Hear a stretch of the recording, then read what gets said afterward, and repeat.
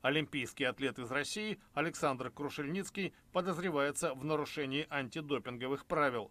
В анализах бронзового призера турнира по керлингу предположительно обнаружены следы мельдония. Этот стимулирующий препарат запрещен в 2016 году. По словам тренера Александра Крушельницкого, с тех пор спортсмен не принимал мельдоний. Он проходил допинг-контроль на чемпионатах мира 2016 и 2017 годов, и никаких проблем не возникало. Предполагаемые следы мельдония были обнаружены в пробе А. Спустя сутки должна быть вскрыта проба Б. Ее содержимое либо подтвердит, либо опровергнет подозрение.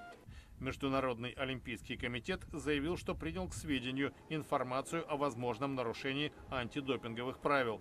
Если проба окажется положительной, дело рассмотрит группа, курирующая проект ОАР олимпийских атлетов из России.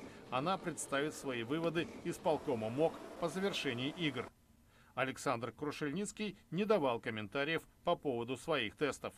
На играх в Пхенчхане он вместе с женой Анастасией Брызгаловой завоевал бронзу в турнире смешанных пар.